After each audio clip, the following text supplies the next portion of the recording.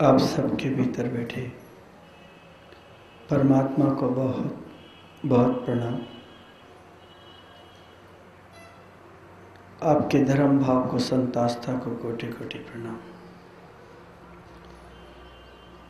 इस देश के एक ऐसे संत आचार्य गुरुवर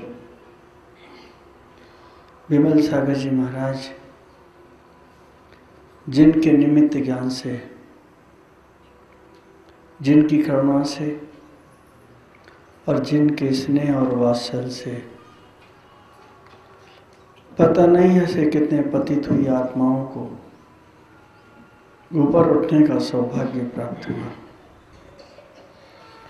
और पता नहीं ऐसे कितने ग्रह जहाँ कभी संतों के चरण नहीं पड़े, उन घरों में उनके चरण पड़े। एक ऐसे संत हुए वो इस देश के, जो सिर्फ भोजन करने के लिए किसी के यहाँ नहीं गए, बल्कि जो आत्माएं अभाव में जी रही थी उनका उद्धार करने के लिए भी गए। ऐसे महान संत अरिहंत स्वरूप गुरुवर विमल सागर जी महाराज के पाद कमलों में प्रणाम करते हुए, और एक ऐसे तपस्वी सम्राट आचार्य सन्मति सागर जी महाराज, जिनके चेहरे पर मैंने कभी क्रोध की आभा नहीं देखी, जिनको अपने शिष्यों को कभी मैंने डांटते हुए नहीं देखा, जिनका आचार्य पद इतना पूजनीय और वंदनीय, इतना करुणामयी रहा कि अपने शिष्यों को इतना वात्सल्य लुटाया कि कभी कोई शिष्य अगर रुग्ण हुआ, बीमार हुआ, तो उसके पास बैठे रहे, उसका उपचार करते रहे, उसे प्रेम जतलाते रहे। ऐसे महाप्रेम के धनी महातपस्वी आचार्य सन्मति सागर जी के चरणों में प्रणाम करते हुए, प्रिय आत्मन मेरा प्रेम स्वीकार करें। तन मिला तुम तप करो, करो कर्म का नाश, रवि शशि से भी अधिक है तुम में दिव्य प्रकाश।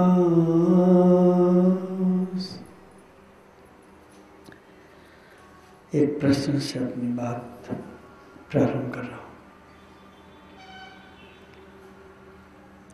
किसी ने मुझसे पूछा, ये पर्व क्यों आते हैं, त्योहार क्यों आते हैं?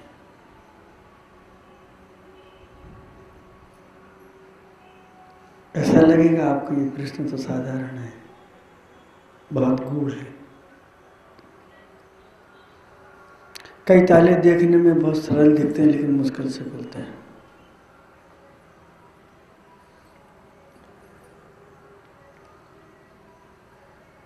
जो चीज हम भूल जाते हैं,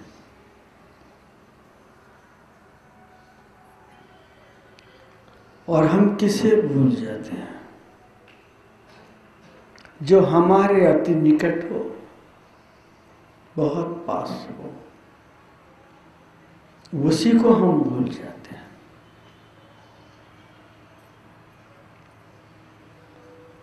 तो जिसे हम भूल चुके हैं, तो पर्व उसका स्मरण दिलाने के लिए आते हैं, याद दिलाने के लिए आते हैं, प्रेरणा देने के लिए आते हैं। जो हमारा ही है, हमारे भीतर ही है, जो हमारे साथ है और हम उसे ही भूल गए। दांतों की याद आपको कभी नहीं आती, क्योंकि आपके साथ है। लेकिन एक दांत टूट जाए तो याद आती है, एक कहाँ गया। पैसों की याद आपको कभी नहीं आती, क्योंकि जेब भरी हुई है। और एक रुपए भी कम हो जाए तो बार बार सालता कि कहाँ चला गया, कैसे चला गया, याद आती है। शरीर की याद आपको कभी नहीं आती, लेकिन जिस दिन शरीर अस्वस्थ होता उस दिन शरीर ही शरीर की याद आती, फिर दूसरी याद नहीं आती। फिर दिमाग वहीं जाता है, मन वहीं जाता है, बुद्धि वहीं जाती है, अंग वहीं जाते हैं। बार बार सिर पे हाथ जाता, क्यों दुख रहा है, चोट लगी है तो बार बार यही चोट लगती है और अन्यत्र कहीं नहीं लगते हैं। हम फिर जिसकी याद करते हैं वही पास में होता है।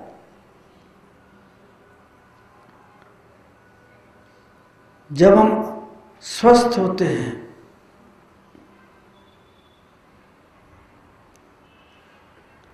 तब हमें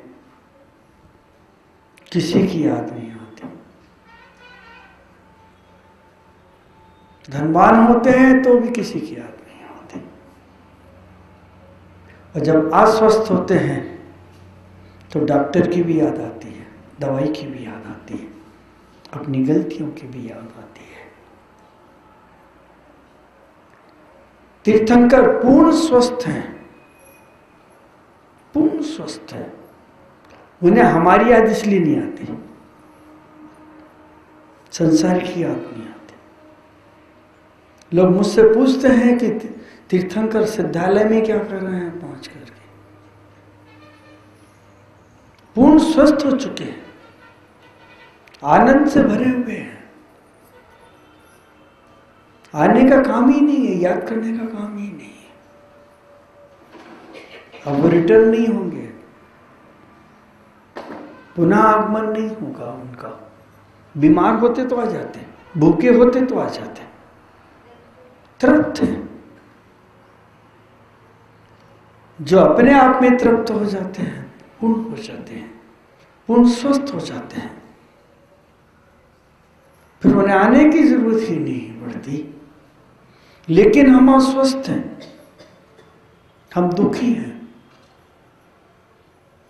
हम परेशान हैं, कि पर्व याद दिलाने आते हैं कि आत्मा हमेशा तृप्त है, स्वस्थ है, शरीर अस्वस्थ है।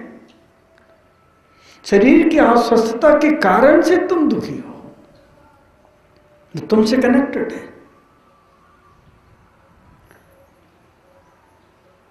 इसलिए तुम्हारा जीवन संघर्षमय है, बहुत संघर्षमय है। तुम सो भी नहीं पाते,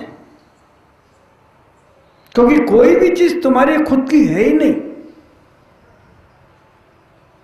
सब चीज तुमने इधर उधर से झूठ बोल के, ठग करके, मिसगाइड करके, मूर्ख बना करके इकट्ठे की है। इसलिए तुम्हारा जीवन संघर्षमय है। तुम सोते कहां? इसीलिए तुम 24 घंटे भयभीत रहते हो। दरवाजा तो खुला नहीं रह गया, खिड़की तो खुली नहीं रह गई, सांप तो नहीं आ जाएगा, बिल्ली तो नहीं दूध पी जाएगी, कोई चोर तो नहीं आ जाएगा। तभी आपने विचार किया, जिस सेठ के आप पहरे लगे हैं, बड़े बड़े दरवाजे हैं, गहरी नींद सो रहा है, चिंता नहीं है, क्योंकि उसने पहरेदार खड़े रखे हैं। लेकिन पहरेदार जाग रहा है, उसे डर है कि अगर मैं सो गया, झपकी लगी, कोई घुस गया तो मेरी नौकरी चली जाएगी। चोर सोता ही नहीं है। क्यों नहीं सोता? इसलिए नहीं सोता कि उसके पास जितना भी सामान है सब चुराया हुआ है, खुद का नहीं। तो सोएगा कैसे? क्योंकि जैसा उसने दूसरों के साथ किया, उसके साथ वैसा हो सकता है, संभव। आप जैसा व्यवहार करेंगे वैसा ही दूसरा आपका सदव्यवहार करेगा। तो चोर जागता है, और आपने देखा एक कुत्ता सोता ही नहीं, जागते हुए सोता है। पशु सोता नहीं, भयभीत रहता है, क्योंकि उसे डर है कि मैं कभी भी पीटूंगा, कभी भी मारा जाऊंगा, क्योंकि मैंने पिछले जन्म में जो किया उसका फल भोग रहा हूं। आप विचार करिए ना छोटी छोटी चीजों को लेकर के। दूर से भी कोई दिख जाए तो भोग देता, कहता कि मैं जाग रहा हूं, तुम सीधे निकल जाओ, यहां घुसने नहीं मिलेगा।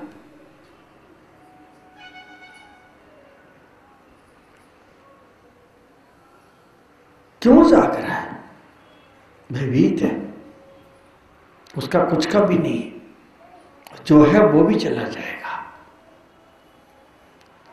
इन सारी बातों से बचने के लिए ही ये पर्व आते हैं।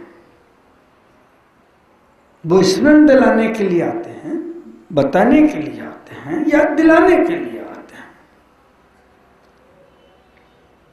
कई विद्यार्थियों से किताब मांगो तो पढ़ने के लिए नहीं देते, उनके घर की किताब छुओ तो छूने नहीं देते। मैंने एक मित्र से पूछा, यार तुम किताब नहीं छूने देते, हम मांगते हैं तो बोलते नहीं यार व्यवस्थित है, पापा की इनकी उनकी कह के डर मना कर देते। तो एक दिन मैंने कहा तू बता यार, ईमानदारी से बता। बोले देखो मैंने जितनी किताब कलेक्ट की है सब मांग मांग की इकट्ठी की है, चुरा के भी लाए। अब मैं वो किताब तुम्हें दे दूं तो मुझे डर लगता है, तो कोई भी किताब के पास जाता तो मैं उसको मना कर देता, भाई साहब मत छुओ उसको, भय है ना।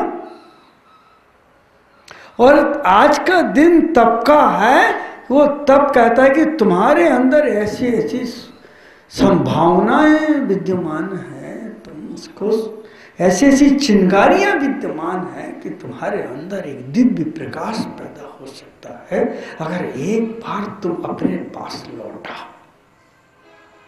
तब हमें लौटाने के संकेत देने के लिए आया है,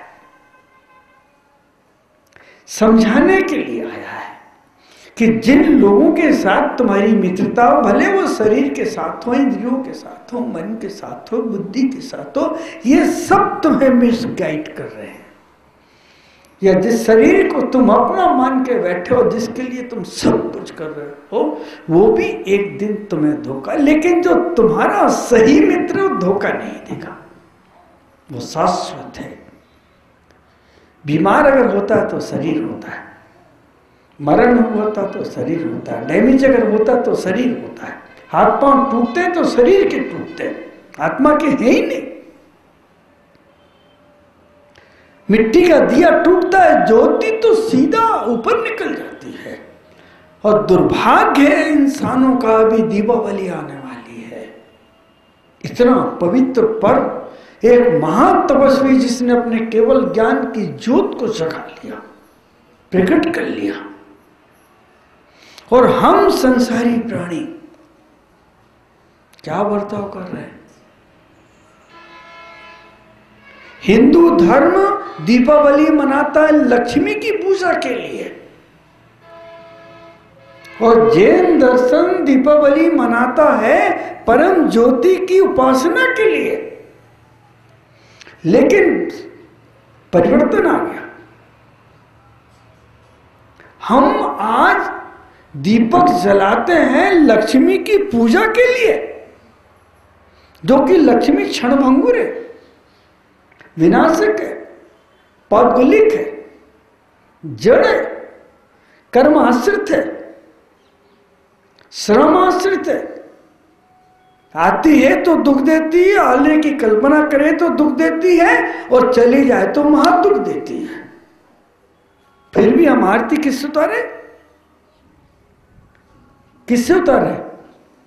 आरती में क्या है? ज्योति और अग्नि का स्वभाव और धन का स्वभाव।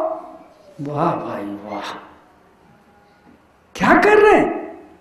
उल्टी। जो ज्योति हमें ऊपर जाने का संकेत दे रही है और दिए को छोड़ने का संकेत दे रही है। आज हमने उस ज्योति को लक्ष्मी की आरती में लगा दिया। लक्ष्मी की खुद जिंदगी पूरी नहीं है, वो भी एक दिन चली जाएगी। विपरीत हम भ्रम में जी रहे, हम जहां सुख की तलाश कर रहे वो नहीं। इसलिए आज उत्तम तप है। अगर उत्तम सत आया, संयम आया, तो आज एक श्लोक है समरसोत्तम ग्रंथ का, बहुत अच्छा है। नानेन जानई भावे, नानेन जानई भावे, दंशनेन्या सद्दहे। नानेन जानई भावे, दंशनेन्या सद्दहे। चरितेन निगिहाई, तबेन परी जुज्झई, तबेन परी सुज्झई। ज्ञान से जानते हैं।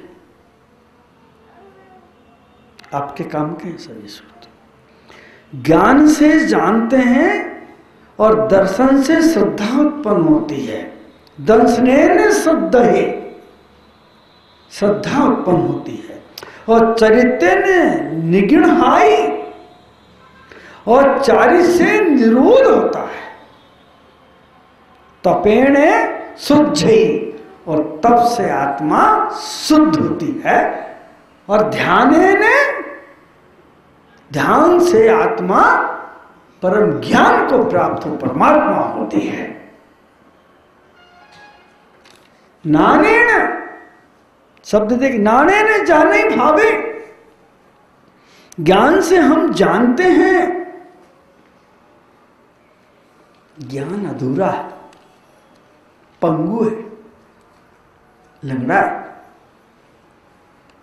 ब्लाइंड है। वो ज्ञान तुम्हारा खुद का नहीं है, दूसरे ने समझाया, किसी पुस्तक से पढ़ा, कहीं से सुन के आए हो आप, इसलिए तुम ज्ञान से जानते ही नहीं हो।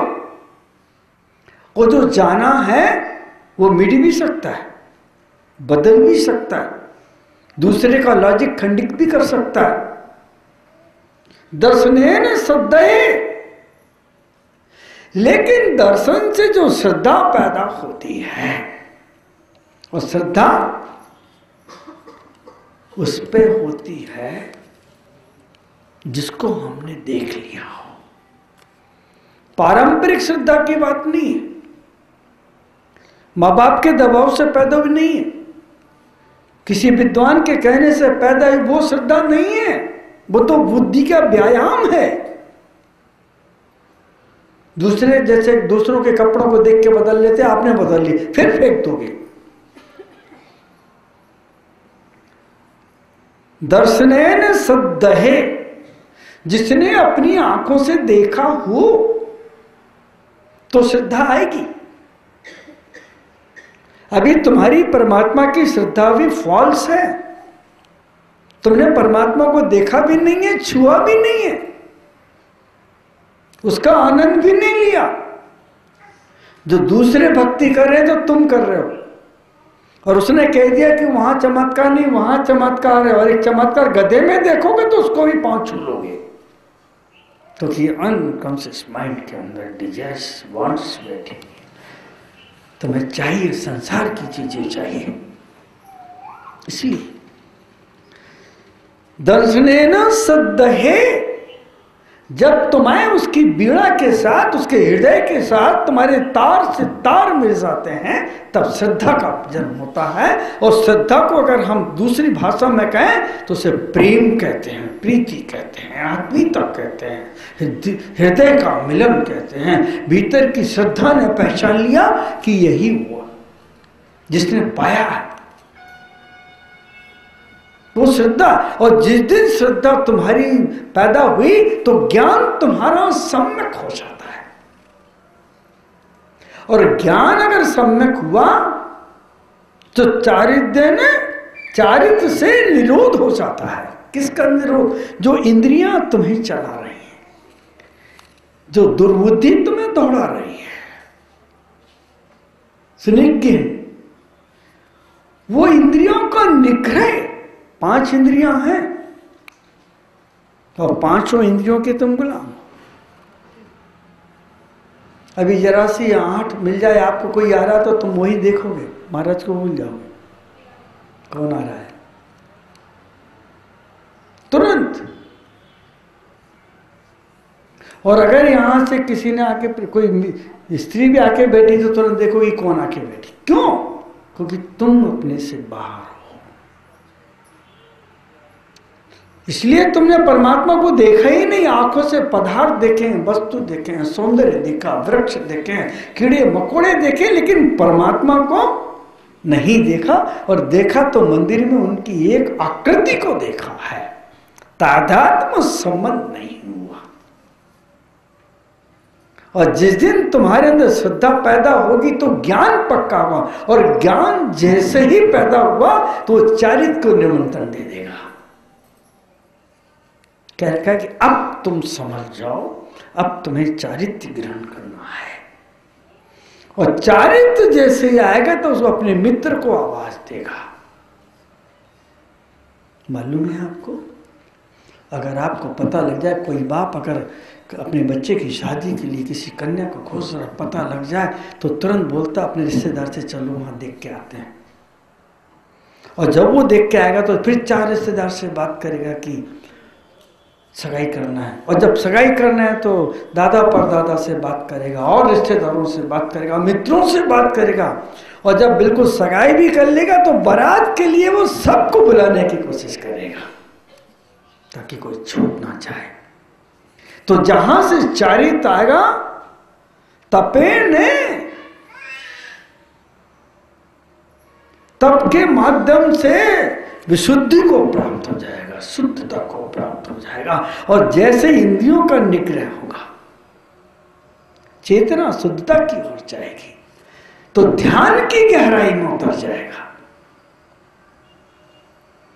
और जैसे ही ध्यान में उतरेगा, उस समय अपने अंदर का आत्मा, अपने अंदर का प्रकाश, अपने अंदर की ज्योति का एहसास प्रारंभ होगा और अपने में डूबता चला जाएगा। फिर शेर और गाय भी आकर के उसे सामने बैठ जाए तो कोई मकसद नहीं। और अगर शेर उसे खाने के लिए भी आ जाए, शरीर को खा रहा होगा, तो उसे एहसास नहीं होगा क्योंकि देह उसकी थी नहीं। अगर आप अपने सिर के बाल काट सकते हैं तो महावीर के शरीर को शेर खा सकता है, पता नहीं चलता। बाल कटाते समय आपको एहसास नहीं होता क्योंकि आप जानते हैं कि बाल मेरे नहीं है, मेरा संबंध खत्म है। कहां से दर्द होगा? सुकमाल मुनि सुकोसल मुनि के ऊपर उपसर्ग होते हैं। सुकमाल मुनि को सैलनी आकर के खाती और वे अपने में बैठे। गजकुमार मुनि के ऊपर उनका ससुर, होने वाला ससुर, सिर पे सिगड़ी रख देता है और वे अपने आंखें बंद किए बैठे। 5 पांडवों के गले में लोहे के गरम आभूषण डाल दिए जाते हैं, वो भी अपने में बैठे। क्यों? क्योंकि उन्होंने इंद्रियों का निग्रह कर दिया, शरीर से जो तादात्म्य संबंध था वो तोड़ दिया। तुम्हें शरीर ही शरीर दिखता है, इसलिए दिखता क्योंकि शरीर के साथ तुम्हारा संबंध है। और जब आत्मा ही आत्मा दिखती तो शरीर नहीं दिखता क्योंकि आत्मा की अनुभूति अब तुम्हारे साथ है। कितना अच्छा सूत्र है कि तब से आत्मा शुद्ध होती है। तब किसे कहते हैं? तब किसे कहते हैं? प्रश्न है। तुम जैसे हो, जिस रूप में हो, जिस हालात में हो, अपने आप को वैसे ही बताना तप है। नहीं तो तुम हमेशा अपने आप को दूसरा कोई मिले तो भाई साहब कहते आई एम फाइन, और भीतर जा रहे थे किसी से मिलने के, भैया 100 रुपये उधार देते तो मेरे घर का खर्चा चले, और लोग मिलते तो बोलते फाइन, भीतर रो रहे ऊपर से फाइन कह रहे हो, फाइन, और कर्ज बढ़ रहा है, लग रहा है फाइन आपको।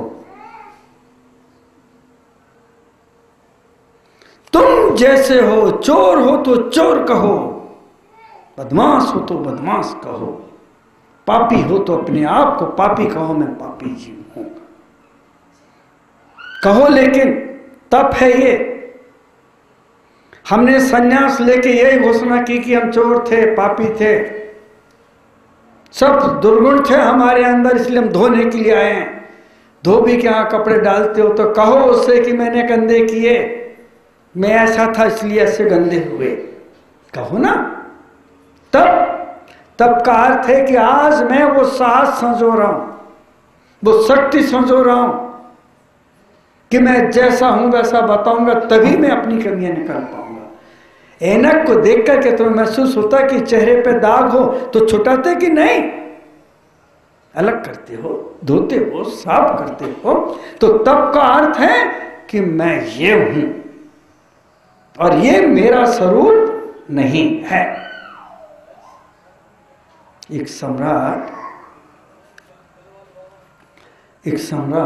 प्रतिदिन कुछ देर के लिए अपने कमरे में जाता है और अपने आप से कहता है, जो दिख रहा है वो मैं नहीं हूं,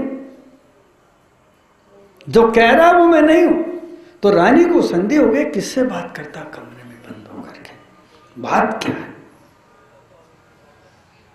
संदेह तो हर बार होता है, छोटी छोटी बातों में होता है।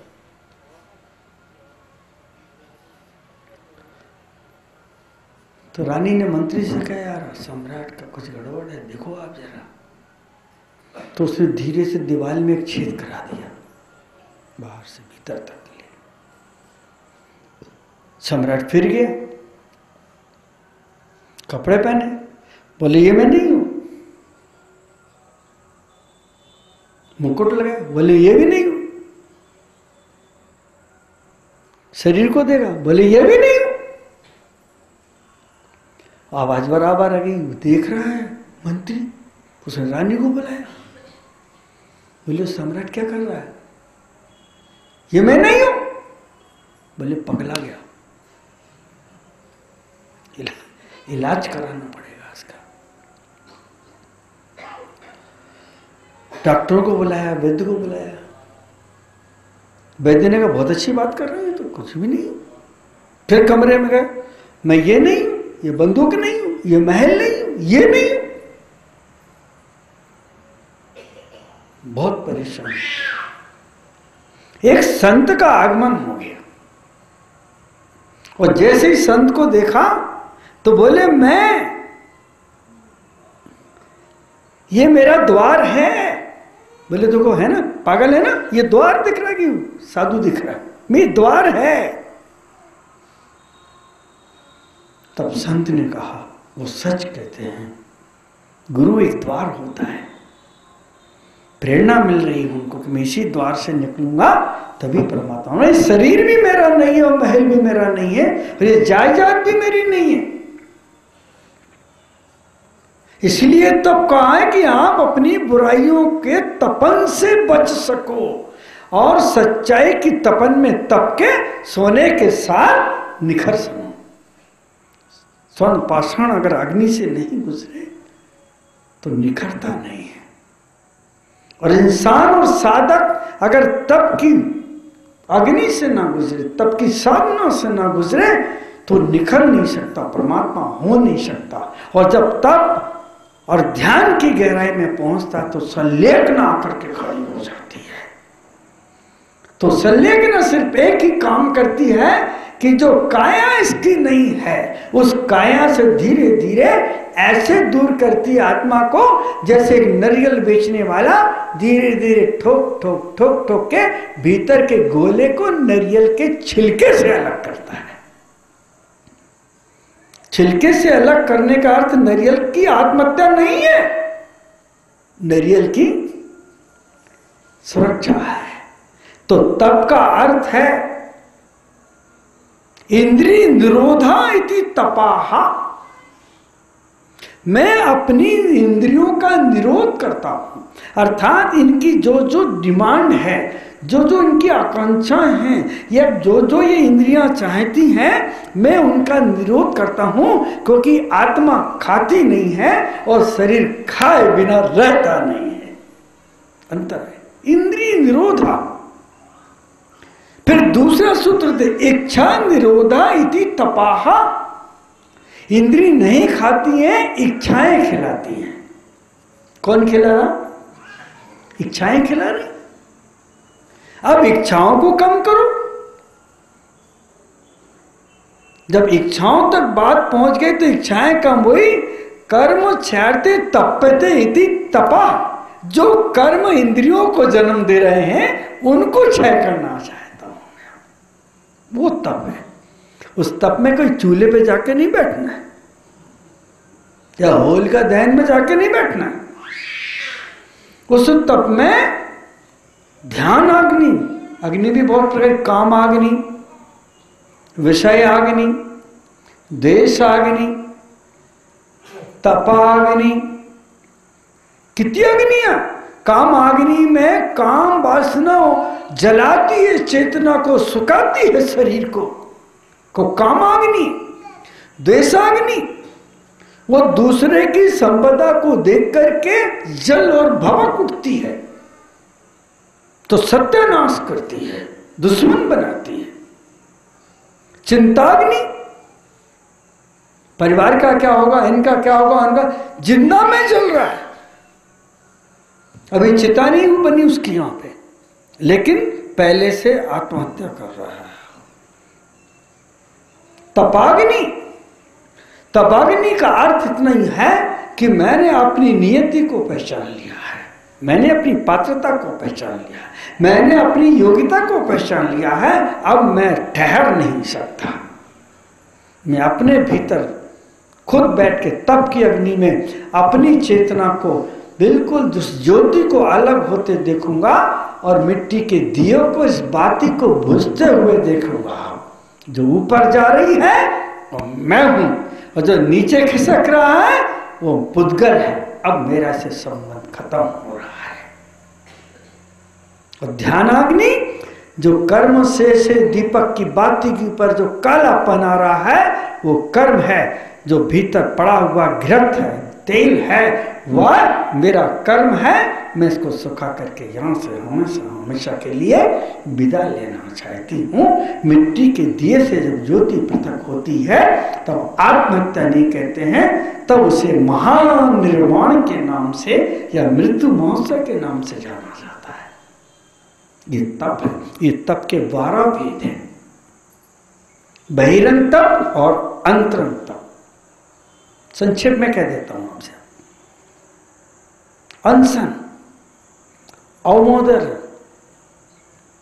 व्रत संख्या, रस परित्याग, विविक्तयासन, काय क्लेश, ये बहिरंग तप है। और बहिरंग तप का अर्थ इतना है जिसे मिथ्या दृष्टि भी तपता है और सम्यक दृष्टि भी तपता है। बहिरंग तप से मतलब क्या? बहिरात्मा। बहिरात्मा मतलब मिथ्या दृष्टि। मिथ्या दृष्टि कौन करेगा? मिथ्या माने मिस करे सत्य की बात, वो मिथ्या। जो मिस कर रहा है, भाग रहा है, जा रहा है, चूक रहा है। बहिरात्मा, बाहर भटक रही जिसकी आत्मा, बहिरात्मा। पदार्थ की तरफ जा रही जिसकी आत्मा, बहिरात्मा। परायों को पकड़ रही, पराई आत्मा, बहिरात्मा। स्वयं को निग्लेक्ट करके जा रही, बहिरात्मा।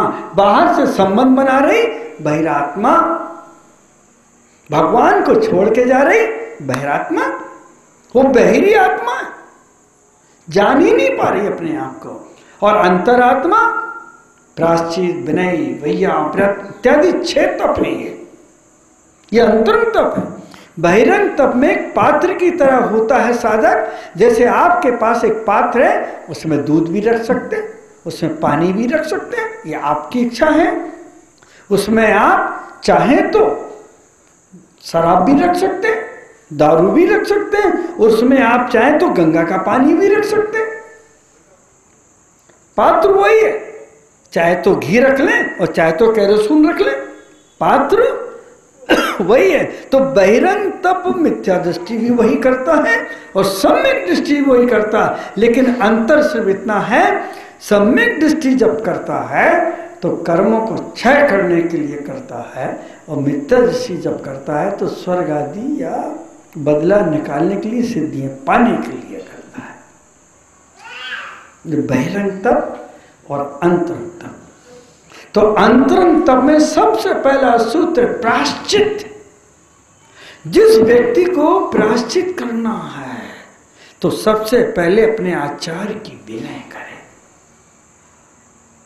और आचार्य की जब विनय करेगा और प्रायश्चित लेना है तो उनके चरणों में जाके वैयावृत्य नमन करे, चरण छुए, उनका दिल जीते। और आचार्य ने जो कहा है अब उसका स्वाध्याय करें। स्वाध्याय सुखी आत्मानाम अयति गच्छति जानाति सुखी कर्मयान दोषान त्यजति त्यजति इति स्वाध्याय। जो अपनी कसायों को राग द्वेष मोह निद्रा इत्यादि को छोड़ता है और स्वयं को पकड़ता, उसका नाम स्वाध्याय। ग्रंथों के पन्ने पढ़ने का नाम स्वाध्याय नहीं है।